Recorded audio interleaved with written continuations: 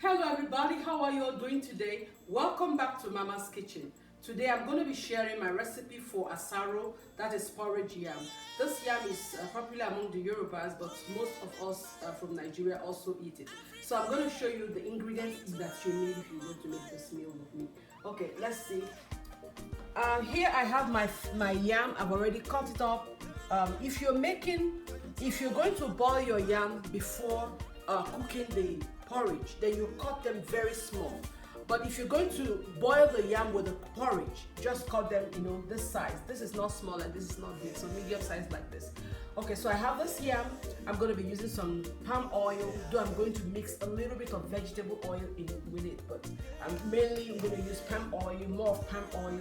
I'm going to be using some grounded dry pepper, salt, and this is a combination of red habanero pepper. I have 2 of them in here, onions, crayfish, and one other ingredient, which is called Dawa. Dawa is like the local thing, but this one is dried. I will show you, it's in the video. I'll show you when I'm blending so you see what I'm talking about. So this is Dawa, red pepper, onions, and crayfish. And here I have my smoked fish. This is dry catfish. You can use any fish of your choice. Normally I like to use shower, this long dry fish from Lagos, but I don't have shower today, so I'm going to use catfish. So any fish is okay for this meal. We're going to be using some Knorr cubes, and I'm going to be using some tomato paste. I prefer using Derica because Derica is very thick and it doesn't have this aftertaste that most of these tin tomatoes have. So it's either you can use fresh tomatoes. Some days if I don't find Derica, I get fresh tomatoes and I fry dry into paste before I put it in. And then of course I'm going to be using some chopped onions. So let's get in the kitchen and make this happen.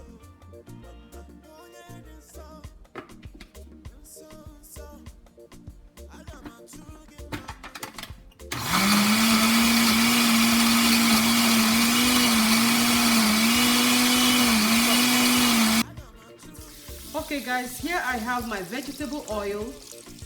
You can use as much oil as you want. It's your taste, it's how you want it. I like to use a lot of oil for my yam porridge, and I'm going to add just a little bit of vegetable oil. I like the combination, I like the taste it gives. So I'm not going to bleach this oil, so I'm just going to let it get hot a little bit. You don't want to bleach it. You're not making ayamase or any other meal. You're making porridge. So I'll pour in the chopped onions.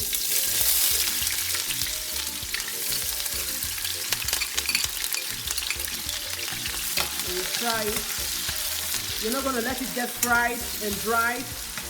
Just fry it a little bit.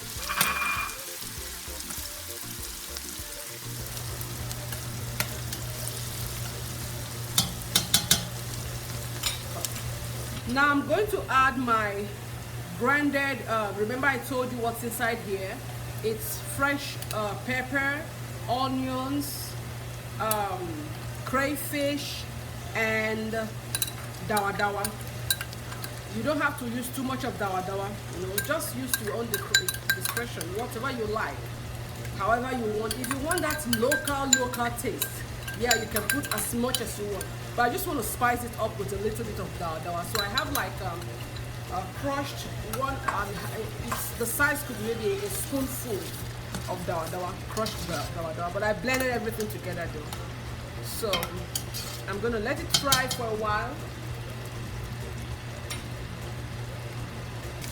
Okay, this has been boiling for a while. I'm going to put in my tomatoes, my Derica inside. And when you put this, I want you to let it fry for a little bit, let the taste of the rawness of the tomatoes get off before you put other things. So I'm putting my Derica.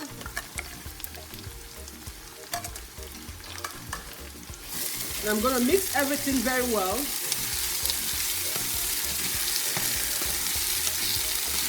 Guys, you need to come and perceive this aroma. This is really smelling nice. This is really, really, really good.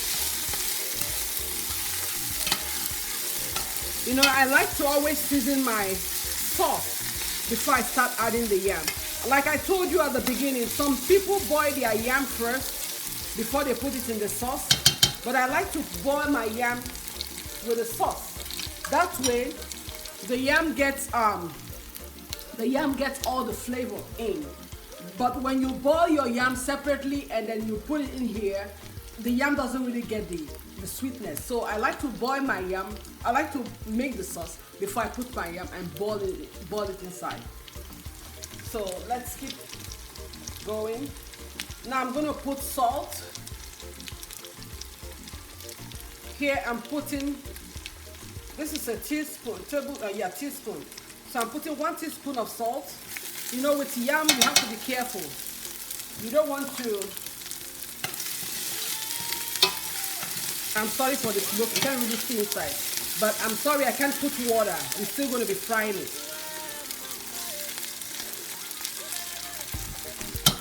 So I added my salt. I'm going to also add my Knorr cubes. I'm going to be using 4 Knorr cubes. You can add more if you like, but for the size of fish that I'm cooking, size of yam that I'm cooking, 4 is enough. And then I'm going to add my smoked fish.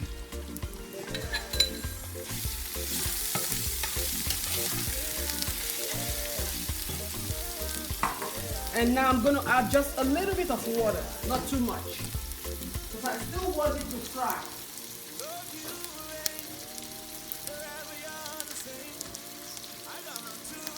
I'm adding about a cup of water in here. And I'll just mix it all up and then let it continue to cook and simmer up before I add the yam. I'm going to put my dry pepper. I like the taste of this dry pepper. I like the taste it gives. It has this, you know, gives it this special taste. So despite the fact that I use red pepper, habanero pepper, I still add my dry pepper. Sometimes I still add the Cameroon, what is it called? This Cameroon pepper. Sometimes I add it too, but today I may not be able to add it because I'm tasting the pepper is much here, so I won't be able to add that. But sometimes instead of the dry red pepper, I use the Cameroon pepper. Yeah, this is tasting nice, guys. This is really tasting nice. You can also, I feel like stopping right here and just use this for rice. The sauce is really sweet. The sauce is really delicious. I'm tempted to just keep my yam and use the sauce for rice.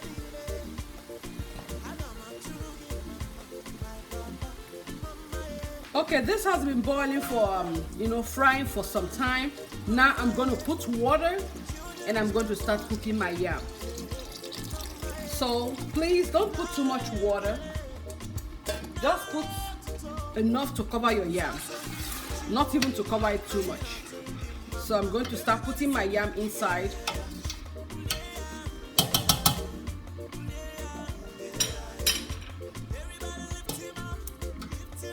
You can pour it in anyhow you like. I'm just trying to put it in like this because I don't want the splash. But you can put it in whichever way you like. It doesn't really matter. See what I told you? I did not cut this yam small at all. I cut them like, not too small, not too big, because I want it to cook inside the sauce and take in the flavor of the sauce before I start to mash it.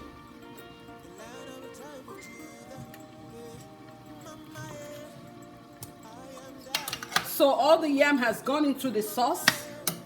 Guys, I'd like to warn you here, the sauce is very thick, so don't make your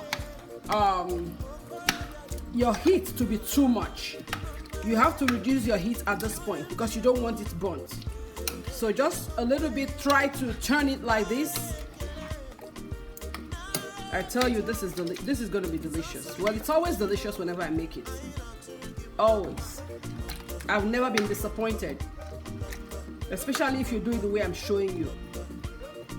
You will not be disappointed too. So, after turning it, though I've not really turned it up, but it's still okay like this. After turning it and mixing it in, you turn your stove to medium, and then you cover your pot and let it just cook.